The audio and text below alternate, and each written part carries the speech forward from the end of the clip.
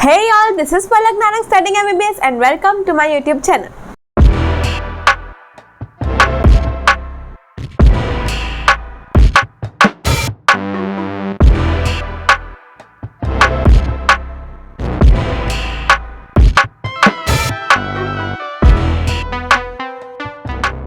तो last lecture में हम लोग ने फर्टिलाइजेशन तक कंप्लीट कर दिया था, मतलब स्पर्म और एग का फर्टिलाइजेशन करवा दिया था। अब जाइगोट बन गया, तो जाइगोट के आगे अब जो जो चीज़ें होने वाली है वो हम करेंगे। अब सुनो मेरी बात, ये जो भी मैं आज से पढ़ाऊँगी वो थोड़ा जो है वो कॉम्प्लेक्स आपको लग सकता है, थोड़ा कॉम्प्लिकेटेड लग सकता है कि ये सब एक साथ क्या हो रहा है, पर आपको तभी समझ में आएगा जब आप इसको अच्छे से समझोगे। अब आप समझ तो लेना, पर लेकिन एग्जाम में कैसे क्वेश्चंस आएंगे ये एक्सप्लेनेशन बेस्ड नहीं आएंगे। तो आज आप अच्छे से एक बार समझ लो, उसको बार बार समझने की ज़रूरत नहीं है। फिर तो दो तीन चीज़ें जो है आपको याद रखनी है वो, जैसे फॉर एन एग्जाम्पल अभी मैं क्लीवेज पढ़ाऊंगी, तो क्लीवेज क्या है, कैसे हो रहा है, एकदम डिटेल में नहीं पूछेंगे। वो पूछेंगे कैसा टाइप ऑफ क्लीवेज होता है, तो आपको नाम आना चाहिए। कौन से प्लेन में क्लीवेज होता है तो आपको नाम आना चाहिए, वो पूछेंगे। तो वो जो जैसे फॉर एग्जाम्पल मेरिडियनल क्लीवेज है, प्लेन है, तो वो किस तरीके का प्लेन है, वो ये नहीं पूछेंगे मेरिडियनल प्लेन कैसा प्लेन है, पर मैं आपको बताऊंगी, तो आपको बताऊंगी तो ही आपको समझ में आएगा। वो ये पूछेंगे कि हमारी बॉडी में किस प्लेन में होता है क्लीवेज, या कैसे क्लीवेज होगा, तो आप होलोप्लास्टिक बोलो, तो वो मैं आपको बताऊंगी क्या होता है। पर उसके पहले हम लोग जाइगोट पे हैं, वहाँ पे चलते हैं। मतलब जाइगोट बनाया हमने, ठीक है। लास्ट लेक्चर में हमने जाइगोट तक बना दिया था। जाइगोट से आगे क्या होगा, जाइगोट क्लीवेज करेगा और बनाएगा मॉड्यूला। अब क्लीवेज क्या होता है, सेल का डिवीजन होता है। हर इंसान के अंदर, हर ऑर्गेनिज्म के अंदर अलग अलग टाइप ऑफ क्लीवेज होता है, पर हम सिर्फ ह्यूमन बींग्स का पढ़ेंगे क्योंकि ह्यूमन रिप्रोडक्शन है। तो क्लीवेज,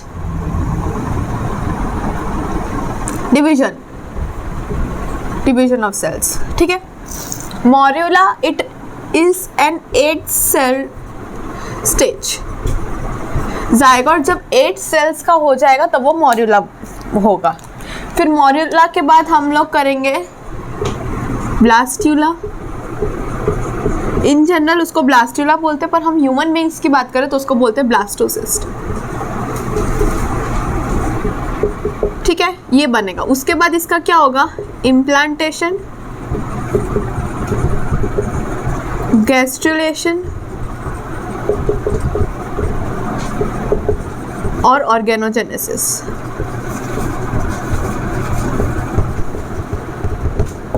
जाइगोट हमने बनाया था 2n का। उसके बाद क्लीवेज होगा यानी डिवीजन होगा जाइगोट का।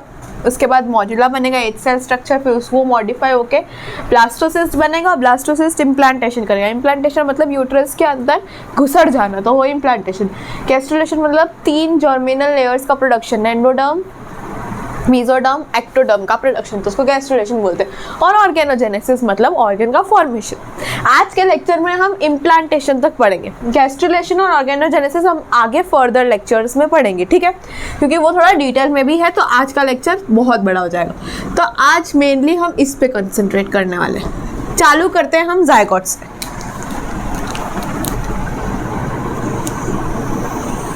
ये हमारा जोना पेल्यूसिडा है, इसके अंदर है ये हमारी सेल, ठीक है। अब उसका क्लीवेज करना है। इससे पहले हम क्लीवेज कर दे, मैं पहले आपको प्लेन्स बता देती हूँ। प्लेन्स किस प्लेन में होगा, देखो सबसे पहला है मेरिडियोनल, यानी कि ये सेल है, ये इसका सेंटर है। यहाँ से अगर मैं कट करूँ तो ये कैसा प्लेन माना जाएगा, मेरिडियोनल प्लेन। फिर उसके बाद क्या है, वर्टिकल, CLD, भाई वर्टिकल की स्पेलिंग, ठीक है। तो ये भी सीधा ही कट करेगा, पर कहीं से भी सीधा कर सकते हैं, यहाँ से भी, जरूरी नहीं उसको सेंटर से पास होना हो। अगर सीधा वर्टिकल कट अगर सेंटर से पास हो रहा है तो उसको वो मेरिडियोनल प्लेन माना जाएगा, लेकिन अगर सीधा ही है सिर्फ तो वो वर्टिकल। सिमिलरली अगर मैं इक्वेटोरियल बोलूँ तो वो हॉरिजॉन्टल कट होगा, पर लेकिन सेंटर से पास होगा। लेकिन अगर मैं बोलूँ लॉन्जिट्यूडनल तो वो सेंटर से पास हो ऐसा ज़रूरी नहीं है, कहीं से भी पास होगा बट हॉरिजॉन्टल होगा। जैसे हम लोग अर्थ में पढ़ते हैं इक्वेटोरियल और लॉन्जिट्यूडनल, सेम वैसा सारे लॉन्जिट्यूडनल होंगे, जो सेंटर से पास होगा वो इक्वेटोरियल होंगे। सेम वर्टिकल जो कहीं से भी पास होगा, मेरिडियोनल जो सेंटर से होगा। अब क्लीवेज में जायगोट बनता है, उसके बाद पहला क्लीवेज होता है। एक्चुअली फर्टिलाइजेशन करने के 30 आवर्स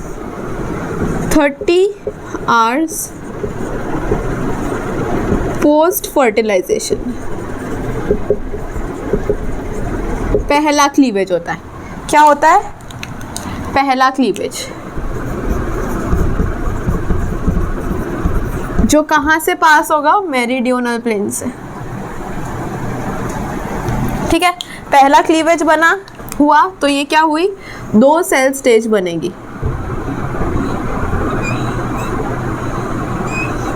ये समझ में आ रहा है क्या हुआ? पहला मैंने मेरिडियोनल प्लेन से एक कट मारा तो वो फर्स्ट क्लीवेज हुआ, 2 सेल स्टेज। ये ठीक है। अब मैं आपको थोड़ी भयानक चीज़ें बताऊंगी जो शायद समझ में नहीं आए, तो ध्यान से समझना। अब अभी मैं क्या बताऊंगी? 3 cell transient stage,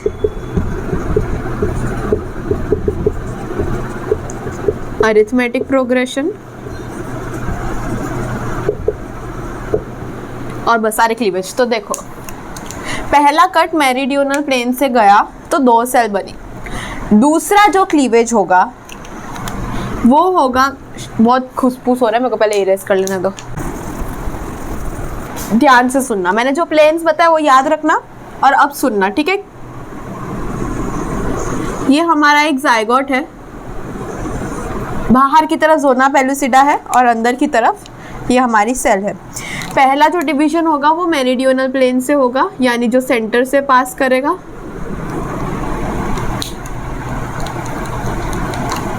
first cleavage,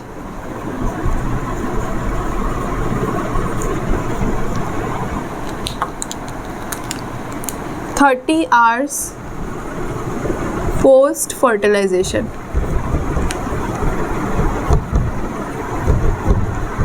इतना तो हम समझ गए ना, ये 2 सेल बन गई, इसमें तो कोई तकलीफ नहीं है, पहला क्लीवेज हो गया। ठीक है, दूसरा क्लीवेज करने के लिए आपको कुछ समझना पड़ेगा।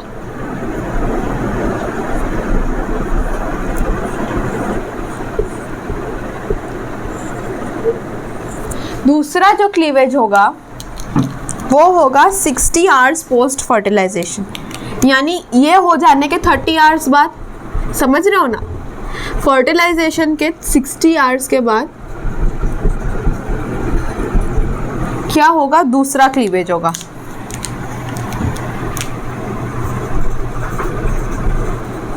और वो कहाँ पे होगा? Meridional plane. ये क्या है? Meridional plane. ये भी होगा मेरिडियोनल प्लेन पे, but perpendicular to first one. Pen ही नहीं चल रहा।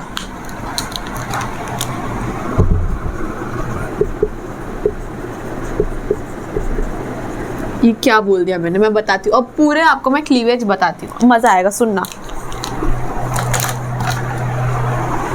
देखो, ये हमारा जायगोट है, ठीक है? हंसना कोई भी मत। ये जायगोट है। जो पहला हमारा क्लीवेज होगा वो इससे सेंटर से पास होगा, ठीक है? तो ये मैं यहाँ पर इसको कट मारी हूँ। अब एक ही बार कट होगा, वापस कट नहीं होगा, तो ध्यान से सुनना। पहला जो मैंने डिवीजन किया जायगोट का,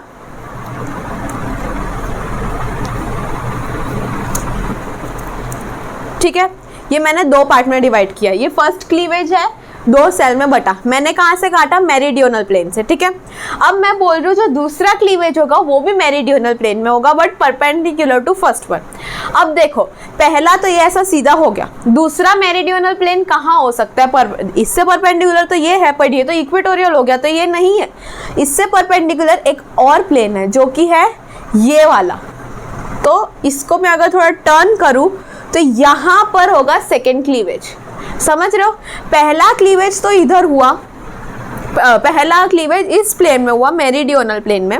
दूसरा क्लीवेज भी मेरिडियोनल प्लेन में होगा, बट फर्स्ट प्लेन के परपेंडिकुलर होगा, तो वो इस साइड पे होगा सेकंड क्लीवेज। तो चलो सेकंड क्लीवेज बनाते हैं। सिर्फ ये वाली साइड की सेल जो होगी उसका क्लीवेज होगा, इसका नहीं होगा, सिर्फ आपके राइट साइड वाली सेल। तो मैं सिर्फ उसी सेल का मेरिडियोनल प्लेन में क्लीवेज करती हूँ। चलो इसको कट करती हूँ।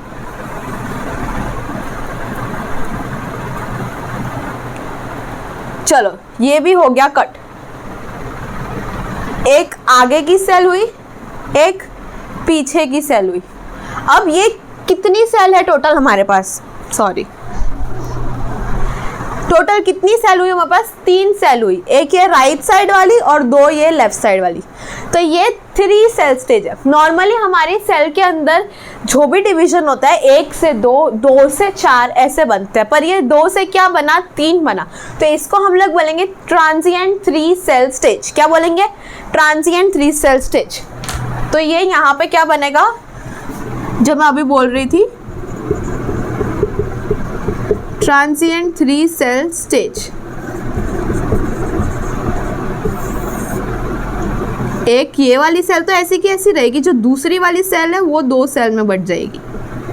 समझ रहे हो, ये मैंने बनाई बाजू बाजू में, पर ये बाजू बाजू में नहीं कटी है, ये आगे पीछे हुई है। एक ये वाली, 2 ये वाली। समझ गए, 2 क्लीवेज डिवीजन हमें समझ में आ गए। तीसरा क्लीवेज डिवीजन होगा इक्वेटोरियल प्लेन में। अब ये सिंपल है समझने का, एक तो यही अच्छे से नहीं बनाया मैंने। देखो ये एक सेल बनी इधर, दूसरी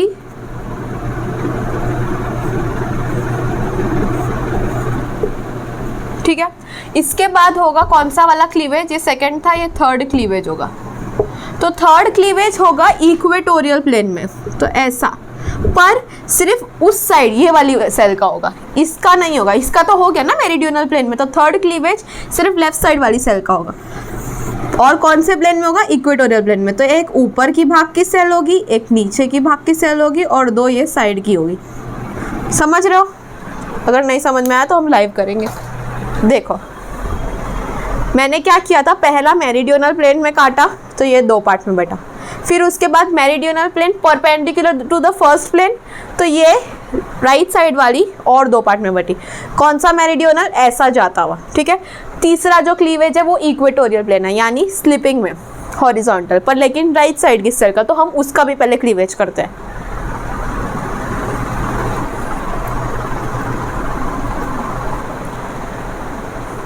देखो ये इसको बांट दिया हमने 2 भाग में, तो कितने सेल हुए अभी हमारे पास, 4 सेल हुए। 2 ऊपर नीचे वाले और इस साइड में 2 आगे पीछे वाले। अगर आपको समझ में, फोटो भी अगर कोई मिलेगा तो मैं यहाँ पे साइड में लगा दूंगी, वो भी देख लेना। तो क्या हुआ, 2 इस साइड के हुए और 2 आगे पीछे ये लेफ्ट वाले हुए, ठीक है। अब ये कितने क्लीवेज हुए, 3 क्लीवेज हुए। अब जो डिवीजन होंगे वो कैसे होंगे, यहाँ पे इक्वेटोरियल हो गया तो यहाँ पे सीधा जाएगा, इधर सीधा हो गया तो यहाँ पे इक्वेटोरियल आएगा। तो मतलब इस तरीके से हमारा डिवीजन होगा। तो ये कितने सेल होंगे, ये 2 पार्ट में,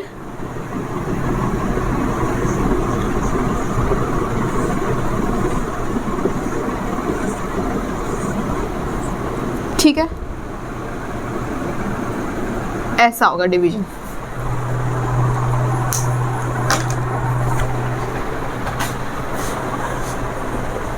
यानी कि ये जो राइट साइड वाला है, जो मैंने इसे स्लीपिंग में काटा था, अब इसका स्टैंडिंग में होगा, वर्टिकली होगा, और जो ये वर्टिकली काटा था उसका स्लीपिंग में होगा। तो अब पहले उसको कट कर देती हूँ मैं।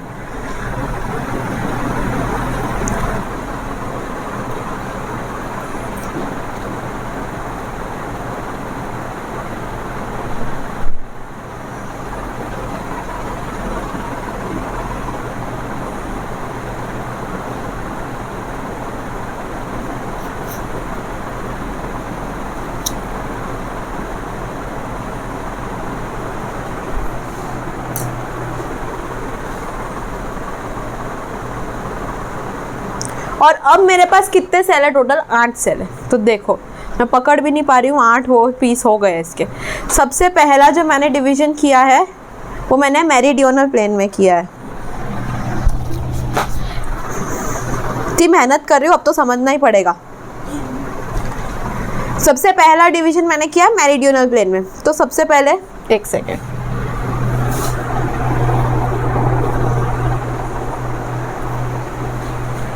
चलो सबसे पहला डिवीजन मेरिडियनल प्लेन में, यानी ये जो जायगोट है उसको ऐसे 2 भाग में कर दिया, ठीक है।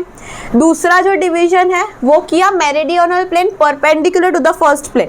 तो पहला प्लेन क्या था, ऐसा था। दूसरा प्लेन क्या होगा, ये वाले को 2 भाग कर देगा, ऐसा गिर रहा है बार बार। तो आप समझ रहे हो ना मैं क्या कहना चाह रही हूँ। पहला ऐसा था, दूसरा ऐसा गया, ठीक है। तो उसको 2 भाग में कर दिया, ये वाला, एक आगे का साइड एक पीछे का साइड। तो टोटल कितने सेल हुए, 3 सेल हुए। अब ये डिवीजन बहुत ही है ना ऐसे स्लो होता है, धीरे धीरे। तो 1 से 2, 2 से 4 होना चाहिए था, पर क्योंकि ये बहुत स्लो है तो 1 से 2, 2 से 3 हुआ। तो 1 to 2, 2 to 3 अगर ऐसा सेल का प्रोग्रेशन होता है तो उसको हम क्या बोलते हैं, अरिथमेटिक प्रोग्रेशन, ठीक है। अगर 2, 4, 8, 16 ऐसा होता तो वो जियोमेट्रिक होता, पर लेकिन ये एक एक सेल बढ़ रहा है तो ये अरिथमेटिक है। क्यों, क्योंकि बहुत स्लो होता है हमारी बॉडी का क्लीवेज, ठीक है। सबसे पहले ये आगे और पीछे का हुआ 3 सेल स्टेज, जिसको ट्रांजिएंट 3 सेल स्टेज बोलते हैं। फिर उसके बाद जो क्लीवेज हो रहा है वो इक्वेटोरियल प्लेन में हो रहा है, इस साइड वाली सेल का। तो इक्वेटोरियल प्लेन में तो अब 4 सेल बन गए, 1, 2 ऊपर वाले और 3, 4 ये आगे पीछे वाले। जो मैंने बाजू बाजू में बनाया ये आगे पीछे, ठीक है।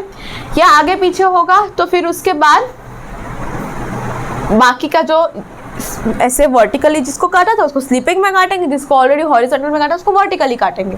तो टोटल हमारे पास इसको 2 भाग, इसको 2 भाग, इसको 2 भाग, इसको 2 भाग, तो कितने हुए हमारे पास टोटल 8 सेल हो गए। और 8 सेल का स्टेज जो होता है उसको क्या बोलते हैं हम, उसको हम लोग बोलते हैं मॉड्यूला। मेरा एक आलू पूरा खराब हो गया है तो समझ में आ जाना चाहिए क्या है, 8 सेल स्टेज। इतना समझे मैंने कैसे डिवीजन किया, क्या क्लीवेज किया।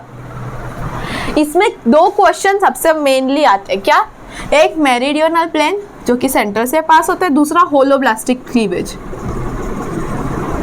होलोब्लास्टिक क्लीवेज मतलब कि पूरा का पूरा सेल 2 पार्ट में डिवाइड हो रहा है। तो ये हुआ होलोब्लास्टिक क्लीवेज जो हमारे अंदर होता है, ठीक है। पहला क्लीवेज मेरिडियनल प्लेन से होगा, दूसरा cleavage perpendicular to the meridional plane, ये आगे पीछे। तीसरा क्लीवेज जो होगा वो इक्वेटोरियल में होगा, लेफ्ट साइड वाली सेल का। और चौथा जो होगा क्लीवेज उसमें सारे हम करेंगे। ये बन गया हमारा मॉड्यूला जो कि है 8 सेल स्टेज। समझे। अब इसको लिख लो, क्लीवेज की 3-4 बातें मैं आपको बताती हूँ। चलो अब लिखो क्लीवेज, नोट करके लिखो, ऐसे ही लिखना, ऐसे लिखो। सबसे पहले तो जो हमने मॉड्यूला बनाया था वो 8 सेल स्टेज था, ठीक है। तो उसमें every cell is known as blastomere,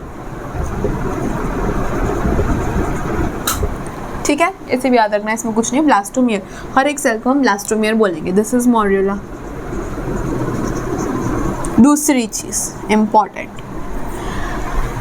हमने जब डिवीजन किया था एक जायगोट था हमारे पास, उससे हमने क्या किया था, 8 सेल स्टेज बनाई थी। तो अगर आपको याद हो तो मैंने जो डायग्राम बनाया था उसमें जायगोट की साइज और मॉड्यूला की साइज सेम थी। मतलब जो जायगोट होता है वो उसका जो साइटोप्लाज्म होता है वो इंक्रीज नहीं होता। Cytoplasm during cleavage division remains constant, ठीक है। लेकिन हमने डिवीजन तो किया, डिवीजन करेंगे तो DNA and nucleic acid multiplies rapidly.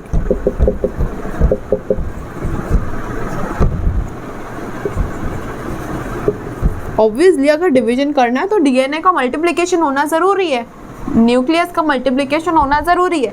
तो न्यूक्लियस बढ़ता जा रहा है पर साइटोप्लाज्म जितना है वितना ही रह रहा है, ठीक है, वो नहीं बढ़ रहा। तो इसका मतलब मैं ये समझ सकती हूँ, nucleus to cytoplasmic ratio increases, या फिर cytoplasmic to nucleus ratio decreases, same बात बोली मैंने, साइटोप्लाज्म कम हो रहा है एज कंपेयर टू न्यूक्लियस, क्योंकि न्यूक्लियस का रेशियो जो है वो न्यूक्लियोप्लाज्म का रेशियो है वो बहुत बढ़ता जा रहा है, तो इसलिए n/c रेशियो इंक्रीजेस या c/n रेशियो डिक्रीजेस, सेम, ठीक है। ऐसा क्यों हो रहा है, साइटोप्लाज्म का जो क्वांटिटी है वो सेम क्यों रह रही है, बढ़ क्यों नहीं रही है, क्योंकि there is absence of growth phase. पता है इंटरफेज के अंदर होता है, सेल डिवीजन में पढ़ोगे तो जी फेज एस फेज पढ़ के आए हो आप, तो G phase is absent, G phase नहीं होगा तो साइटोप्लाज्म का डिवीजन नहीं, साइटोप्लाज्म बढ़ेगा नहीं, वो उतना का उतना ही रहेगा, लेकिन न्यूक्लियस बढ़ेगा क्योंकि एस फेज तो है सिंथेसिस फेज, इसलिए साइटोप्लाज्म का कंटेंट उतना ही रहेगा। और इस वजह से जो सेल्स क्या होती जा रही है, स्मॉलर, और वॉल्यूम क्या होती जा रही है, डिक्रीज होती जा रही है कंपेयर टू जो जायगोट था, क्योंकि जायगोट की साइज और मोरिला की size is going to be same to same, ठीक है। लेकिन जो क्या नाम है अपना न्यूक्लियोप्लाज्म का रेशियो बहुत बढ़ता जा रहा है, n/c रेशियो या न्यूक्लियोप्लाज्म बढ़ता जा रहा है, क्योंकि न्यूक्लियस बढ़ता जा रहा है तो मतलब डीएनए बढ़ता जा रहा है, तो इसलिए n/c ratio will increase. Important है कि इसमें जो साइज है वो सेम रहता है, साइटोप्लाज्म इतना का इतना ही रहता है, न्यूक्लियस का कंटेंट बढ़ता जाता है, इसलिए n/c ratio increases. This is it for cleavage. Cleavage में इतना ही करना है। टाइप ऑफ प्लेन मतलब और भी बहुत सारी चीज़ें तो मैं करा सकती हूँ, टाइप्स ऑफ एग्स भी होते हैं, patterns of cleavage, types of egg membrane वगैरह, वो अगर आपको पढ़ना है तो बोल देना, बाकी उसमें से इतना कुछ पूछते नहीं है, तो आई थिंक वो बहुत मोर देन इनफ हो जाएगा। तो अभी के लिए इतना ही करो, just in case if you are interested in listening तो मुझे बोलना, मैं वो पढ़ा दूंगी। एज ऑफ नाउ क्लीवेज में इतना इंपॉर्टेंट है। क्या, meridional, holoblastic, types of planes वो भी देख लेना एक बार, वर्टिकल, हॉरिजॉन्टल मतलब इक्वेटोरियल और longitudinal. First cleavage 30 hours, second cleavage 60 hours, transient 3 celled stage, morula बनेगा, ब्लास्टोमियर बोलते हैं। Nucleus to cytoplasmic ratio is more, क्योंकि साइटोप्लाज्म का क्वांटिटी कांस्टेंट रहता है एंड डीएनए का इंक्रीज होता रहता है, तो इसलिए साइज स्मॉल होती जाती है सेल की and the volume is also decreased, ठीक है। This is it. अभी हम कहाँ तक पहुँचे थे, अभी हमने किया था morula,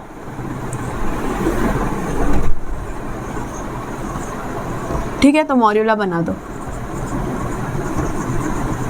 which is an 8 cell stage, ठीक है। अब क्या होगा, इस मॉर्यूला का होगा कॉम्पैक्शन, यानी कि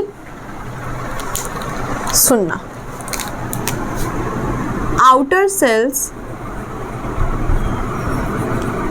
will become flat, small with tight junctions.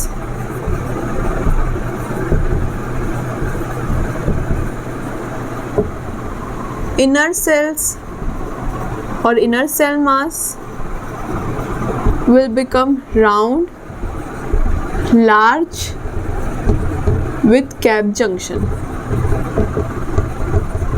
जैसा मैंने लिखा है वैसा हम उसको फॉलो करके बना देते हैं। बाहर की जो सेल्स होगी, नेक्स्ट जो स्टेप है मॉर्यूला का कॉम्पैक्शन होने के बाद, बाहर की जो सेल्स होगी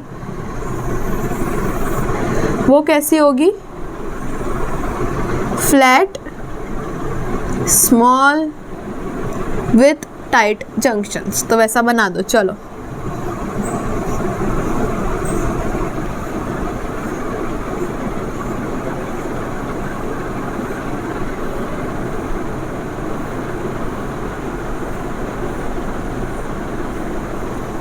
ठीक है, ये बना दिया मैंने बाहर की सेल्स को। अंदर की जो सेल्स होगी वो राउंड होगी, लार्ज होगी और गैप जंक्शंस प्रेजेंट होंगे।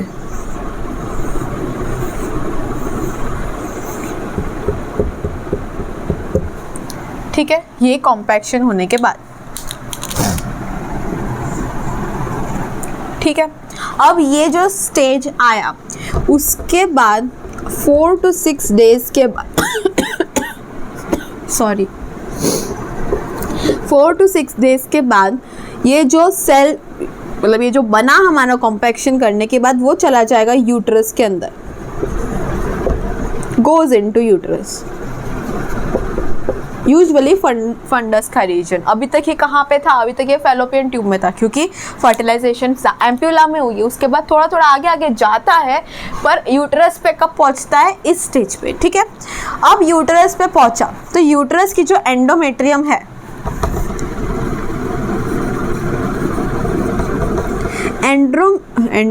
Endometrium will secrete nutrient fluid. क्या सिक्रीट करेगी? Nutrient fluid. मतलब वो कुछ ऐसा फ्लूइड सिक्रीट करती है जो कि इस सेल के लिए बहुत न्यूट्रिशियस होता है। कैसे न्यूट्रिशियस होता है? देखो कैसे, मतलब कैसे इसको काम आता है। वो जो सिक्रीट करती है फ्लूइड, वो फ्लूइड चला जाता है इस बाहर की फ्लैट सेल्स के अंदर, जिसको हम लोग बोलते हैं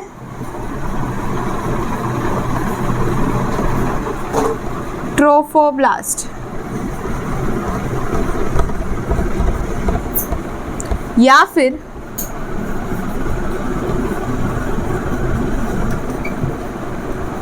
ट्रोफोएक्टोडर्म, ठीक है। ये बाहर की जो सेल्स होती है उसको बोलते हैं ट्रोफोएक्टोडर्म। अब बाहर से कोई फ्लूइड वो अंदर लेगी तो सेल फूलेगी, सेल फूली, फिर उसके बाद ये क्या करती है, अपना जो सेल, अपना जो न्यूट्रिएंट है वो वापस दे देती है। कहाँ पे देती है? अंदर। बाहर से लेके किधर देती है? अंदर। बाहर से लेगी एंडोमेट्रियम से और अंदर देगी तो वापस फ्लैट हो जाती है। पहले फूल के बाद में वापस फ्लैट हो जाती है। इसको हम लोग क्या बोलते हैं? ट्रोफोब्लास्ट, ठीक है। इसके बाद अब क्योंकि सारा का सारा फ्लूइड वो अंदर लेगी तो कहाँ जाएगा फ्लूइड? तो क्या होता है, जो सेल्स होती है वो अंदर अंदर ऐसे इकट्ठी होने लगती है कि कहीं तो फ्लूइड भरेगा ना। अगर आप एक बॉल ले लोगे, उसके अंदर बॉल्स आप रख दोगे, फिर बाद में अगर आप फ्लूइड डालोगे तो बॉल थोड़ी साइड पे होने लगेगी कि भाई फ्लूइड भी यार उसको भी जगह दो। ऐसा तो खुली घूम रही थी बॉल्स, को प्रॉब्लम ही नहीं थी, पर क्योंकि फ्लूइड आएगा इसलिए थोड़ा वो मूव करेगी, फ्लूइड के लिए भी जगह देगी थोड़ी सी। तो इसलिए बाद में जो स्टेज हो जाती है फ्लूइड फिल होने के बाद, वो ऐसी हो जाती है।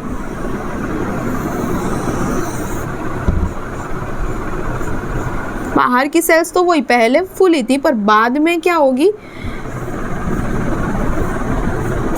वापस फ्लैट हो जाएगी।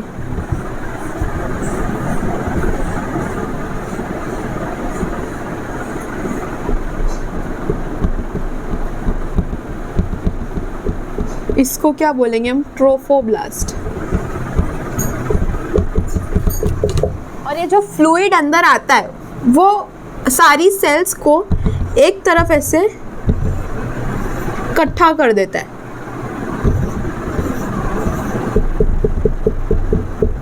ठीक है। तो अब जो ये स्पेस है उसको हम लोग बोलते हैं ब्लास्टोसील। सॉरी, ठीक है। जो ये सेल्स है जो एक तरफ इकट्ठी हो गई है, इसको हम लोग बोलेंगे इनर सेल मास। ये जो सेल्स है ये एक्चुअली में आगे जाके क्या बनाती है? पूरा एम्ब्रियो बनाती है, इसलिए इसको हम लोग एम्ब्रियोब्लास्ट भी बोलते हैं, ठीक है। इसके अंदर जो फ्लूइड भरेगा वो वही न्यूट्रिएंट फ्लूइड है जो इसने अंदर सिक्रेट किया है ट्रोफोब्लास्ट सेल्स ने, ठीक है। ट्रोफोब्लास्ट फ्लूइड लेगा, थोड़ा एनलार्ज होगा, फिर बाद में फ्लूइड अंदर दे देगा इनटू द ब्लास्टोसील, और इस वजह से जो इनर सेल मास है वो अंदर की तरफ कॉन्सेंट्रेट हो जाएंगे। अब जो भी ट्रोफोब्लास्ट की सेल्स इनर सेल मास के कांटेक्ट में होती है उनको हम लोग बोलते हैं सेल्स ऑफ रॉबर। सारी ट्रोफोब्लास्ट सेल्स के पास ऑप्शन था, पर कुछ ही सेल्स थे जिन्होंने इनर सेल मास को अपनी तरफ खींच लिया, तो उसने क्या की? रॉबरी की, तो सेल्स ऑफ रॉबर, ठीक है। स्पेलिंग का डिफरेंस है वो देख लेना। तो हम कहाँ पे थे? Taken up by the trophoblast,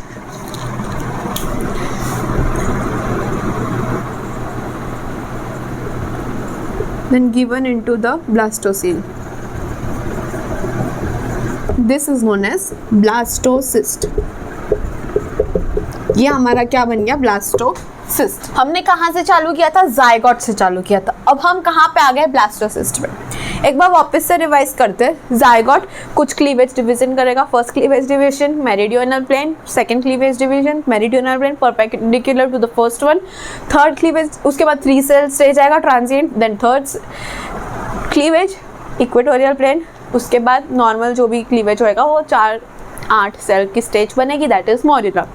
morula will undergo compaction, जिसकी वजह से बाहर की जो सेल्स होगी that will be flattened, smaller cells tight junction होंगे उसके अंदर, एंड द इनर सेल और इनर सेल मास और embryoblast cells which will be rounded with gap junctions and larger in size as compare to the outer one. तो वो हो गया हमारा यूट्रस के अंदर जाएगा आफ्टर 4 to 6 days। अब यूट्रस के अंदर जाएगा तो इस स्टेज पे एक चीज़ और याद रखो कि कोरोना रेडिएटा जो होगा, सेल्स जो बाहर की तरफ थी वो डिसॉल्व हो जाएगी या वो डिसरप्ट हो जाएगी या वो चली जाएगी, ठीक है। अभी जोना पेलुसिडा बाहर रहेगी, वो मैंने बनाई नहीं है, पर जोना पेलुसिडा अभी भी इंटैक्ट रहेगी। फिर उसके बाद यूट्रस में पहुंचा, न्यूट्रिएंट फ्लूइड मिलेगा from the endometrium which will be taken inside the trophoblast cells और trophectoderm and then will be given inside the blastocoel, जो बाद में बनेगा इन द सेंस बन रहा है as fluid gets inside the cell. फिर उसके बाद जो इनर सेल मास है वो एक तरफ जाके छुप जाएंगे, उनको बोलेंगे इनर सेल मास। ऑब्वियसली वो पूरा का पूरा एम्ब्रियो बनाएंगे, तो इसलिए एम्ब्रियोब्लास्ट भी बोल सकते हैं। जिस साइड ऑफ ट्रोफोब्लास्ट पे अटैच होंगे उन ट्रोफोब्लास्ट की सेल्स को will be calling cells of Rauber. This is what we call as blastocyst. जब पूरा सील बनेगा, उसकी कैविटी बनेगी, उसके बाद ही हम उसको ब्लास्टोसिस्ट बोलेंगे। अब इस स्टेज पे आके जोना पेलुसिडा तो अभी भी इंटैक्ट है ही, बट समटाइम्स क्या होता है कि सेल के या जोना पेलुसिडा के अंदर प्रेशर थोड़ा बढ़ जाता है। अब अगर प्रेशर बढ़ जाएगा तो उस वजह से जोना पेलुसिडा की जो वॉल होती है थोड़ी सी ब्रेक होने लगती है। तो अगर वो ब्रेक हो जाती है तो ये जो हमारा अंदर का जो पार्ट है वो बाहर निकलने लगेगा। सही बात है कि नहीं? अगर तुम उसको मौका दोगे बाहर निकलने का तो वो क्यों नहीं निकले, तो हो सकता है कि वो थोड़ा बहुत बाहर निकल जाए। तो इस स्टेज पे क्या होता है कि ये बाहर निकल के एक अलग पार्ट बनाएगा, ये अंदर एक अलग पार्ट बनाएगा, तो इस वजह से ट्विंस हो सकते हैं। इसको हम लोग बोलेंगे मोनोजाइगोटिक ट्विंस। क्यों? क्योंकि एक ही जाइगोट था, उससे 2 ट्विंस बने। इन लोगों का इनर सेल मास दोनों का सेम है, क्योंकि इनर सेल मास सेम है इसलिए इन लोगों का जो अपीयरेंस होगा वो एग्जैक्टली सेम होगा। अगेन देखो, सॉरी, जो मोनोजाइगोटिक ट्विंस है वो कैसे बनेंगे? ब्लास्टोसिस्ट बनने के बाद अगर जोना पेलुसिडा के ऊपर प्रेशर बहुत ज़्यादा आएगा तो वो थोड़ी सी वॉल उसकी ब्रेक हो जाएगी, और उसकी वॉल ब्रेक होने की वजह से अंदर का जो पार्ट है वो थोड़ा सा हो सकता है कि बाहर आ जाए। अगर उसका पार्ट बाहर आके टूट के एक अलग पार्ट बन गया तो वो 2 ब्लास्टोसिस्ट बन जाएंगे। 2 ब्लास्टोसिस्ट बनेंगे तो 2 एम्ब्रियो बनेंगे, 2 फीटस बनेंगे, तो ट्विंस हो गए। तो ये ट्विंस कैसे हुए? Monozygotic twins. क्यों? क्योंकि पहली बात तो ये कि वो जाइगोट एक ही था जिससे ये ट्विंस बने। एक दूसरा भी होता है जिसको हम लोग बोलते हैं डायजाइगोटिक ट्विंस। तो डायजाइगोटिक ट्विंस क्या होता है कि कभी कभी फीमेल के अंदर क्या होता है, दोनों साइड से एग आ जाते हैं। अगर दोनों साइड से एग या एक ही साइड से 2 एग ऐसा कुछ आ गए तो 2 स्पर्म जाके उस एग को फर्टिलाइज कर देंगे। तो 2 स्पर्म अगर एग को फर्टिलाइज करेंगे तो ट्विंस बनेंगे, 2 बेबीज होंगे, 2 फीटस पैदा होंगे। बट अगर आप नोटिस करो, इसके अंदर एक ही एग था, एक ही स्पर्म था। अगर वो स्पर्म वाई आया था तो ये मेल बनने वाला था, अगर वो स्पर्म एक्स आया था तो वो फीमेल बनने वाला था। लेट अस अज्यूम कि वो स्पर्म था वो एक्स आया था और ये फीमेल बनने वाला था, ये बनने वाली थी ये फीटस, ठीक है। तो अब इस फीटस बनने से पहले ब्लास्टोसिस्ट में ये 2 पार्ट में डिवाइड हो गया, तो ट्विंस हो गए। तो अभी जो दोनों होंगे फीटस, ये दोनों फीमेल होंगे क्योंकि स्पर्म तो एक्स वाला आया था ना, तो ये सारे एक्स होंगे यानी फीमेल बनेंगे। अगर स्पर्म वाई वाला आता तो वाई वाला एक्स वाई होता तो जाइगोट एक्स वाई बनता यानी मेल बनने वाला था, तो ब्लास्टोसिस्ट भी मेल बनने वाला था। अगर वो 2 पार्ट में डिवाइड होंगे तो भी वो दोनों मेल बनेंगे। तो अगर मोनोजाइगोटिक ट्विंस होते हैं तो मेल मेल हो सकते हैं या फीमेल फीमेल हो सकते हैं। कभी भी मोनोजाइगोटिक ट्विंस मेल और फीमेल नहीं हो सकते, सेम सेक्स के ही होंगे मोनोजाइगोटिक।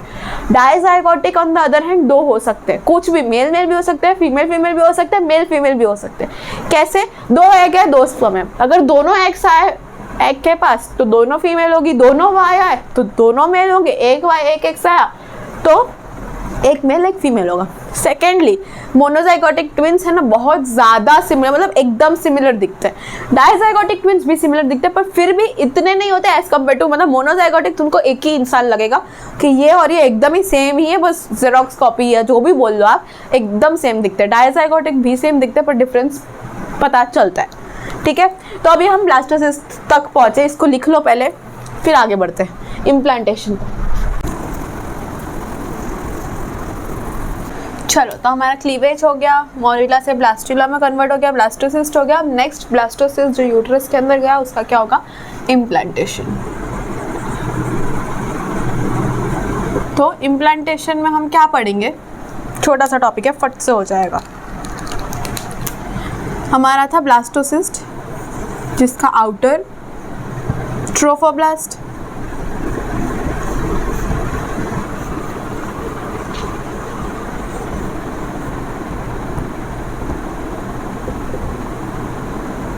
और अंदर की तरफ इनर सेल मास और ब्लास्टोसिस्ट। तो ये हमारा ब्लास्टोसिस्ट था। इम्प्लांटेशन करने के लिए क्या होता है ना कि जो ट्रोफोब्लास्ट है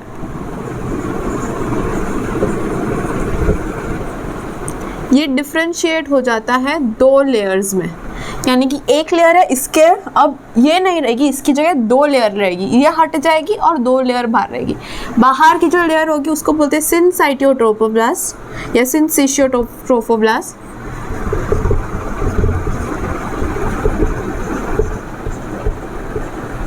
और जो अंदर की होगी वो होगी साइटोट्रोफोब्लास्ट। ऐसे 2 सेल्स बन, आई मीन 2 लेयर्स बन जाती है।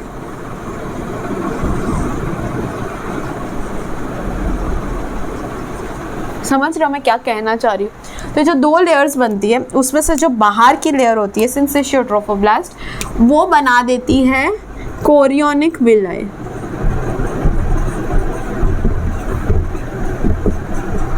यानी देखो, इनिशियली सिनसिशियोट्रोफोब्लास्ट क्या करता है, अपने अराउंड विलाई बना देता है, कोरियोनिक विलाई बोलते हैं जिसको। ऑब्वियसली विलाई मतलब तो तुम्हें पता होगा, स्मॉल इंटेस्टाइन में भी होता है। तो ये पहले सिनसिशियोट्रोफोब्लास्ट विलाई बनाता है, ऐसे ही डिस्पर्स्ड ओवरऑल हर जगह बनाता है। बट थोड़े टाइम के बाद वो विलाई एक जगह पर आ जाती है, समझ रहे हो, और बाकी सारी जगह पे विलाई नहीं रहती, एक ही जगह पे रहती है। और वो कौन सी जगह होती है, इनर सेल मास के पास वाली जगह, ठीक है। तो वो कोरियोनिक विलाई इनिशियली हर जगह होती है,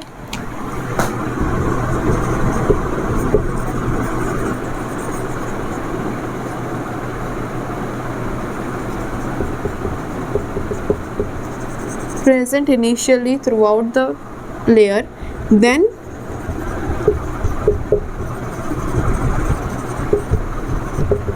it concentrates towards inner cell mass, ठीक है, इनर सेल मास की तरफ हो जाती है। क्यों ऐसा होता है, क्योंकि कोरियोनिक विलाई क्या करती है, एंडोमेट्रियम की लाइनिंग है उसके अंदर घुस जाती, मतलब उसके अंदर घुसने में मदद करती है ब्लास्टोसिस्ट को, वो ही नहीं अकेली घुस जाती।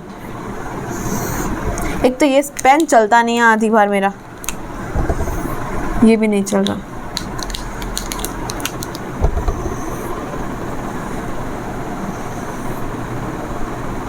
यूजुअली हमारा इम्प्लांटेशन क्या होता है, फंडस की रीजन में होता है।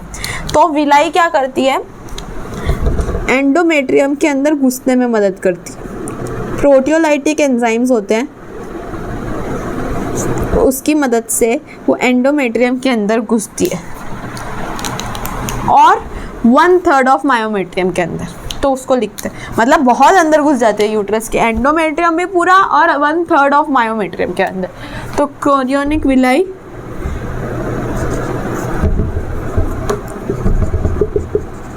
with the help of proteolytic enzyme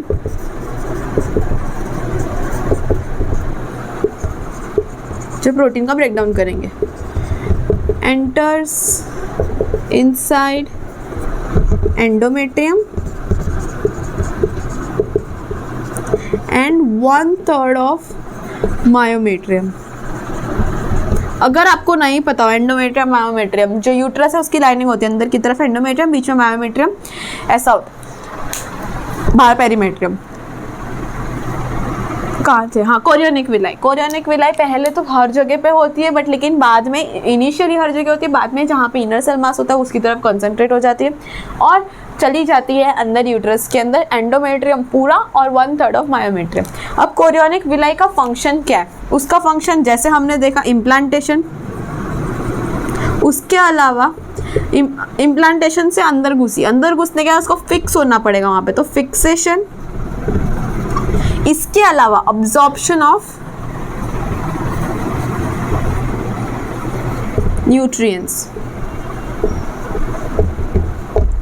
nutrients को वो अब्जॉर्ब करेगी, ठीक है। अब मैं आपको एक दूसरा पार्ट बताती हूँ डेसिडुआ का।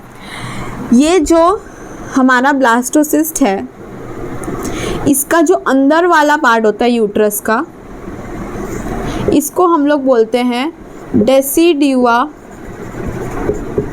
बेसालिस। डेसिडुआ यानी वो प्लेसेंटा का पार्ट बनाएगा। तो यूट्रस आगे देखो, आगे एम्ब्रियो जब डेवलप होगा उसको प्लेसेंटा तो चाहिए ट्रांसपोर्ट करने का, मिनरल्स या कुछ भी ब्लड का ट्रांसपोर्ट करना हो तो वो प्लेसेंटा के थ्रू होता है। प्लेसेंटा बनेगा कैसे? यूट्रस का जो पार्ट है प्लेसेंटा का वो डेसिडुआ बेसालिस बनाएगा। उसके अलावा जो इस एम्ब्रियो को और यूटेराइन की ल्यूमेन को कनेक्ट करता है उसको हम लोग बोलते हैं डेसिडुआ कैप्सुलरिस। ऐसे डायरेक्ट क्वेश्चन आएंगे कि एम्ब्रियो को या ब्लास्टोसिस्ट को और ल्यूमेन ऑफ यूट्रस को कौन कनेक्ट करेगा, तो डेसिडुआ कैप्सुलरिस। जो बेस बनाता है वो कौन बनाएगा, तो डेसिडुआ बेसालिस।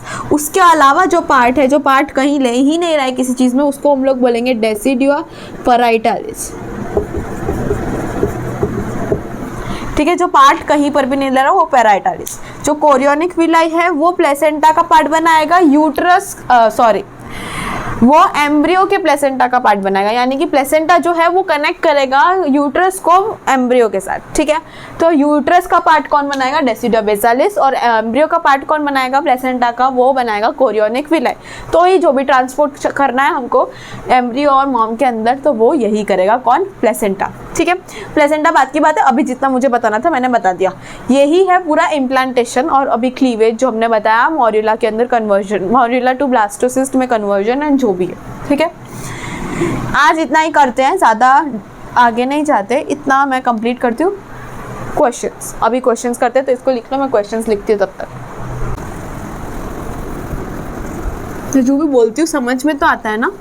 अगर नहीं समझ में आता हो तो पूछ लिया अगर, मैं वापस भी करा सकती हूँ। So our first question, stage of embryo development at which implantation occurs in human female.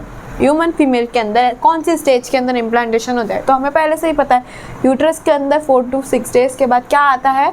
Blastocyst आता है, तो वो करेगा इम्प्लांटेशन। ये तो हमें पता है, ब्लास्टोसिस्ट। ट्रांजिएंट 3 सेल स्टेज नहीं भाई, अभी तो मॉर्यूला भी नहीं बना, मॉर्यूला नहीं, और जाइगोट तो ऑब्वियसली नहीं। Which of the following statements is incorrect? हमको इनकरेक्ट बताना है, ऐसे अंडरलाइन कर लो। Cleavage leads to increased mass of protoplasm.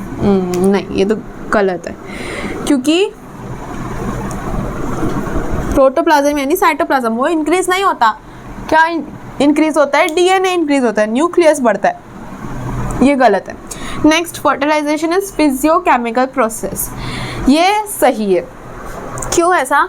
क्योंकि फर्टिलाइजेशन क्या है? पहली बात तो स्पर्म का ओवम के पास या एग के पास आना, तो वो कैसे आता है? स्पर्म को कैसे पता चलता है कि ओवम या एग किधर है? वो कैसे उसके पास ऐसे रेस लगा के भागता है? वो इसलिए फिजियोकेमिकल प्रोसेस। फिजियो इसलिए क्योंकि वो टेम्परेचर, फिजिकल इसलिए क्योंकि टेम्परेचर, और केमिकल इसलिए क्योंकि केमिकल्स। ओवम जहाँ पे होता है, एग जहाँ पे होता है, वहाँ का टेम्परेचर ज़्यादा होता है एज़ कम्पेयर टू बाकी यूट्रस का टेम्परेचर। पहली चीज़ उससे स्पर्म को पता चलता है कि एग कहाँ पे। दूसरी चीज़ कीमोटैक्सिन्स जो रिलीज करता है ओवम। अब ये तो हमारे ह्यूमन का फर्टिलाइजेशन है, इन जनरल जो छोटे ऑर्गेनिजम्स के भी फर्टिलाइजेशन होते हैं वो भी यही करते हैं। जो फीमेल एग होती है वो बहुत सारे कीमोटॉक्सिन्स या कुछ भी ऐसे केमिकल सिक्रेट करती है जो मेल को अट्रैक्ट करता है, इसलिए फर्टिलाइजेशन पॉसिबल हो पाती है। सेम इसमें भी एग जो है वो कीमोटॉक्सिन्स ये केमिकल सिक्रेट करती है जिससे ह्यूमन स्पर्म या मेल स्पर्म अट्रैक्ट होता है। दूसरा, जो एग है वहाँ पे टेम्परेचर बढ़ा हुआ होता है, तो इसलिए फिजियोकेमिकल, फिजिकल भी केमिकल भी ऐसा प्रोसेस है जिससे फर्टिलाइजेशन होता है।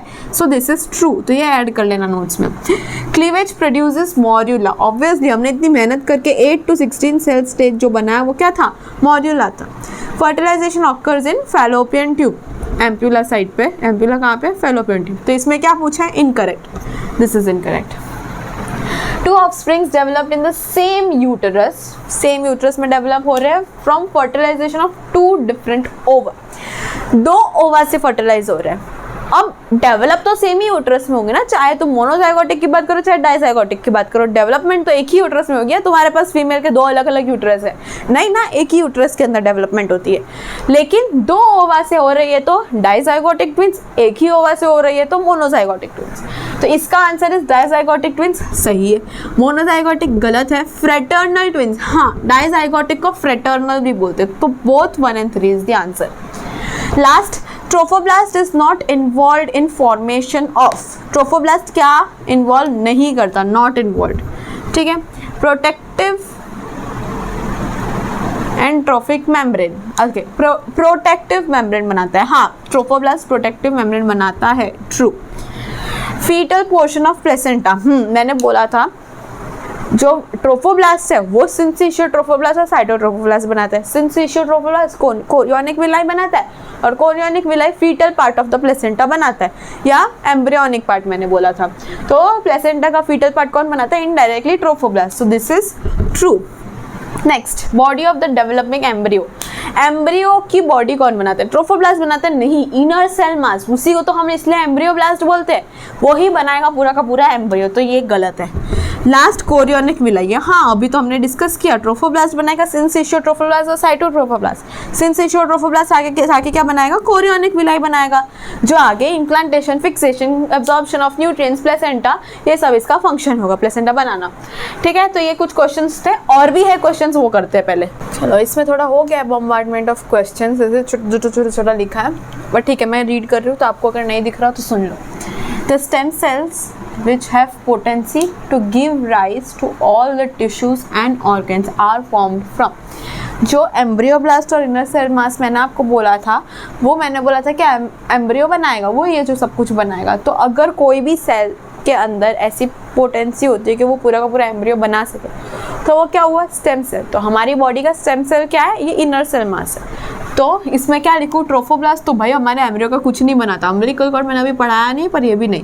प्लेसेंटा तो सिर्फ ट्रांसपोर्टेशन का काम करता है। तो आंसर क्या है, इनर सेल मास।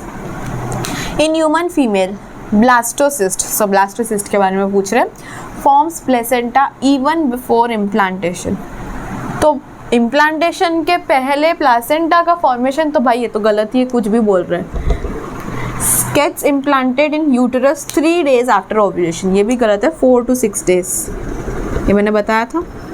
यूट्रस में 4 to 6 days के बाद जाता है, उसके बाद इम्प्लांटेशन होता है। तो 3 दिन तो बिल्कुल भी आंसर नहीं। Gets implanted in endometrium by the trophoblast, हाँ, ट्रोफोब्लास्ट है जो एंडोमेट्रियम के अंदर इम्प्लांटेशन करता है, ट्रोफोब्लास्ट यानी कोरियोनिक विलाई, तो ये सही है। Trophoblast cells gets differentiated as embryo, नहीं, बिल्कुल भी नहीं। ICM gets differentiated as embryo. So what is the correct answer? ये embryo with 8 to 16 ब्लास्टोमियर, अरे यार ये तो मॉर्यूला, सिंपल है ना, इंपॉर्टेंट है, ये पूछ सकते हैं। ये प्रीवियस ईयर क्वेश्चन है। Identify human developmental stage and select correct site of occurrence. जो दिख रहा है आपको ये क्या है, ब्लास्टोसिस्ट है। तो डेवलपमेंटल स्टेज क्या है, लेट मॉर्यूला, ब्लास्टूला कह सकते हैं, पर इसमें ह्यूमन डेवलपमेंटल स्टेज बोला है, तो ये भी गलत है। ब्लास्टोसिस्ट, हाँ, 8 सेल्ड मॉर्यूला, गलत। तो आंसर तो यही मिल गया, पर फिर भी साइट ऑफ ऑकरेंस देखते हैं। ब्लास्टोसिस्ट फैलोपियन ट्यूब में नहीं होगा, तो मिडल पार्ट में भी नहीं होगा, एंड पार्ट में भी नहीं होगा, स्टार्टिंग। फैलोपियन ट्यूब में नहीं होता तो कैसे होगा, ब्लास्टोसिस्ट यूट्रस में आके होता है। तो answer is C. Identify ABCD, A यानी ये आइडेंटिफाई करना है, तो ये क्या है, 1 2 3 4 5 6 7, मैंने गलती की है, 8 बनानी चाहिए थी। तो 8 सेल स्टेज क्या है, मॉर्यूला, तो ये सही है, ये सही है, ये सही है, ये गलत है। तो लास्ट ऑप्शन तो गलत, फिर भी हम चेक करेंगे। दूसरा B क्या है, B ये पूरा है, तो ये क्या है, पूरा का पूरा ट्रोफोब्लास्ट सेल्स है, इनर सेल मास है, ब्लास्टोसील है, तो ये क्या होगा, ब्लास्टोसिस्ट होगा। तो ये सही है, ये सही है, ये सही है, मोरेला तो गलत है, ठीक है। सॉरी। सी, जो बाहर की सेल्स है उसको सी बोल रहे हैं। बाहर की सेल्स क्या है, जो फ्लैट टाइट जंक्शन के साथ होती है, स्मॉलर होती है, वो ट्रोफोब्लास्ट। तो फॉलिकुलर सेल्स नहीं भाई, ये कौन सा तो नया वर्ड लिया है, तो ये ए भी गलत होगा। एम्ब्रियोब्लास्ट नहीं, कितनी बार बोला है, जो ट्रोफोब्लास्ट है वो एम्ब्रियोब्लास्ट नहीं होगी, वो एम्ब्रियो नहीं बनाएगी। ट्रोफोब्लास्ट हाँ ये सही है, ये भी सही है ट्रोफोब्लास्ट, पर ये तो गलत हो गया, तो ये ऑप्शन गलत होगा। तो इन जनरल तो ये गलत हो गया और ये भी गलत हो गया, ये भी गलत हो गया, आंसर मिल गया। But let's just check D, ये क्या है, ये है एम्ब्रियोब्लास्ट या इनर सेल मास। तो इनर सेल मास सही है, ट्रोफोब्लास्ट तो गलत है, इनर सेल मास सही है, सही है। तो the right answer is C, ठीक है। इसके साथ हमारे क्वेश्चंस खत्म होते हैं। ऐसे क्वेश्चंस आ सकते हैं, पॉसिबिलिटी है, बट हाँ और भी स्टैंडर्ड क्वेश्चंस आते हैं। जो मैंने जैसे बोला था पिछली बार नहीं आएगा कुछ भी, ऐसा नहीं है। इस लेक्चर में जो मैंने पढ़ा है आ सकते हैं क्वेश्चंस, ठीक है। यहाँ पे हमने कंप्लीट किया from zygote to implantation, blastocyst हो गया।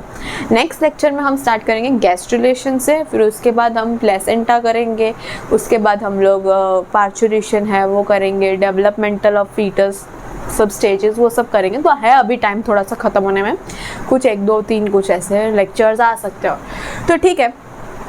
इन शॉर्ट ये चैप्टर कंप्लीट होने वाला है, तो आप किसी का वेट मत करो, क्वेश्चन सॉल्व करना स्टार्ट करो और that's it. I will meet you in my next lecture. Till then bye bye.